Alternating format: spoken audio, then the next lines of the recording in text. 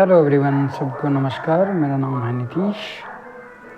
तो आज हम लोग बात करने वाले हैं एक विशेष चर्चा पे, जो आजकल बिहार की राजनीति, जो आप जानते हैं कि जैसा कि ये चुनावी वर्ष है, बिहार में विधानसभा चुनाव होना है।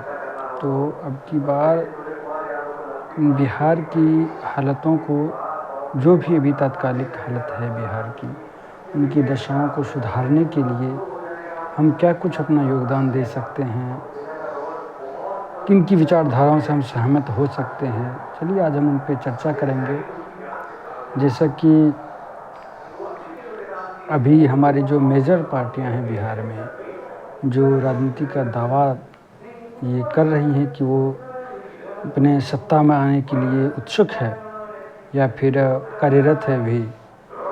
जो एनडीए की दो पार्टियों का दल है, जो एनडीए का गठबंधन है, जिसमें भी एक जेडीयू है, दूसरा जो बीजेपी है, ये जो भी सत्ताधारी पार्टी है। दूसरी वहीं जो विपक्ष की पार्टियां हैं, जैसे कि आरजेडी हो गई, जो एक बड़ी पार्टी है, और दूसरी और भी सभी अन्य दल हैं, एक हम है, और भी बात करें तो लोजपा है। ये सारी पार्टियां हैं, और अभी नई कुछ और भी पार्टियां उभर के आई हुई हैं, जिसने काफ़ी मेहनत किया है।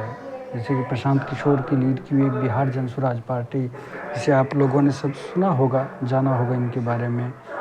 काफ़ी लंबे समय से प्रशांत किशोर ने मेहनत की है इस पार्टी को खड़ा करने के लिए। गांव-गांव पैदल चल के इस पार्टी को खड़ा किया है, लोगों से मिल के, लोगों को समझ के, उनको जान करके, उनकी समस्याओं को सुन के, बिहार की क्या हालत है, हर गांव में पैदल यात्रा करके, बिहार के लगभग संपूर्ण बिहार में उन्होंने पैदल यात्रा की है। तो जहाँ तक मुझे लगता है, अब आपको क्या लगता है आप कमेंट में बताएं। जहाँ तक मुझे लगता है कि बिहार की जो ग्राउंड रियलिटी है, उनको समझने की ज़रूरत है। हम कुर्सी पे बैठ के या फिर किसी एसी या टेबल चेयर पे बैठ कर के ये नहीं डिसाइड कर सकते कि हम ये पॉलिसी ला दी और उससे बिहार की समस्याओं का समाधान हो जाएगा। उसे ग्राउंड पे जाके देखना होगा, समझना होगा इम्प्लीमेंटेशन में क्या प्रॉब्लम है, या फिर कोई पॉलिसीज ला रहे हैं उसको ग्राउंड तक हम ला पा रहे हैं कि बस एक चुनावी वादा हो रहा है।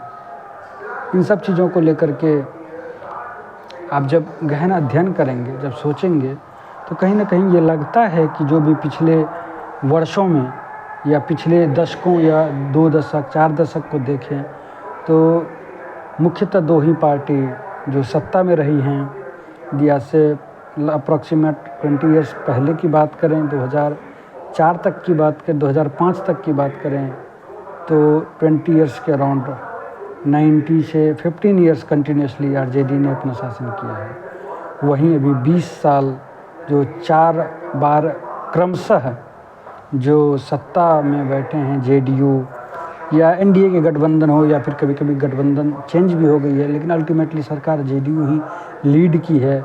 इसमें इन्होंने जो भी किया, लेकिन अब मुझे एक लगता है कि स्थिरता के तौर पे ये चली जा रही है कि एक स्थिरता आ गया है नीतीश कुमार जी में।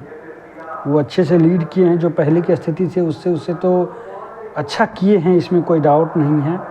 बट मुझे ऐसा लग रहा है कि अब की चेंज की ज़रूरत है, कुछ एक नई उम्मीद, नई किरण, जो कि बिहार के लोगों को एक कुछ बढ़िया हल दे पाए, सॉल्यूशन जिसको कहते हैं। कि अभी सबसे बड़ी प्रॉब्लम जो बिहार की है, वो यहाँ से माइग्रेशन की प्रॉब्लम है। जो लेबरर्स हैं, वो हमारे यहाँ जो फैक्ट्री का अभाव है, उसको, उस समस्याओं का जो कोर प्रॉब्लम है, उसको सॉल्यूशन नहीं किया जा रहा है। उसका सॉल्यूशन इंडस्ट्री को प्रमोट करके हम कर सकते हैं। जैसा कि आप सुनेंगे प्रशांत किशोर को, उनके विचारों को, तो ये हमें कहीं ना कहीं लगता है कि एक अच्छा सॉल्यूशन मिल सकता है उनको सुन करके, उनको एक मौका दे करके। तो मैं चाहूँगा कि अब की बार ज़्यादा से ज़्यादा संख्याओं में जो आप एक बार प्रशांत किशोर को सुने, जन स्वराज पार्टी से जुड़ें।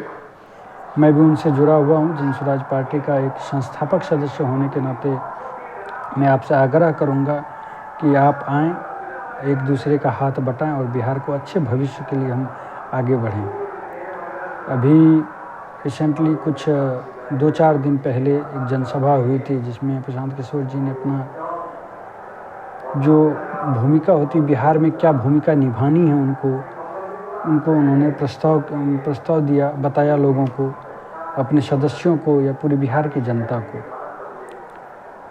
तो ये सब मुझे कहीं न कहीं एक नया विश्वास देता है कि एक नई किरण के रूप में या एक नया विकल्प के रूप में हम प्रशांत किशोर को दे सकते हैं, या फिर जन स्वराज पार्टी को एक मौका दे सकते हैं, एक नई उम्मीद के रूप में कि कुछ नया हल देगी, कुछ नए सॉल्यूशंस आएंगे उससे, जो कि इन समस्याओं का, जो हमारी जड़ की जो बेसिक प्रॉब्लम है, जो रूटेड प्रॉब्लम है बिहार की, उनको दूर कर सके। अभी सबसे बड़ी समस्या है, अब कहीं भी आप बाहर जाएंगे, अब कहीं न कहीं जो हमारी आज की बिहार की पॉपुलेशन, जो भी वर्किंग पॉपुलेशंस है, वो ज़्यादातर लेबरर हैं या फिर जो जॉब में जो भी जिस फील्ड में हैं, एम्प्लॉयड हैं, वो कहीं न कहीं बाहर ही हैं, क्योंकि हमारे यहाँ इंडस्ट्री बहुत कम है।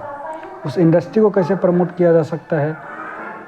जो भी एक गवर्नमेंट के द्वारा एक प्लेटफॉर्म तैयार किया जाए, जिससे हमारे इन्वेस्टर्स को ज़्यादा से ज़्यादा अट्रैक्ट किया जाए, एक पॉलिसी इस तरीके की ईज पॉलिसी बनाया जाए जिससे इन्वेस्टर अट्रैक्ट हों, गवर्नमेंट उनको सपोर्ट करे ज़्यादा से ज़्यादा, ईज ऑफ डूइंग बिजनेस को और ही सिंप्लीफाई किया जाए, कि ताकि किसी भी बिजनेस को प्रमोट किया जा सके, उसको गवर्नमेंट सब्सिडाइज करे ज़्यादा से ज़्यादा संख्याओं में, कि एक से एक एंटरप्रेन्योरशिप हमारे यहाँ एक नई इन्वेस्टमेंट लेके आ सके, नया बिजनेस लगे, नई फैक्ट्रियाँ चालू हों, जिससे कि ये जो प्रॉब्लम है, बाहर जाने की प्रॉब्लम है, जिसमें कि जो वर्कर्स होते हैं खास करके उनको ज़्यादा प्रॉब्लम सॉल्व करनी पड़ सकती है।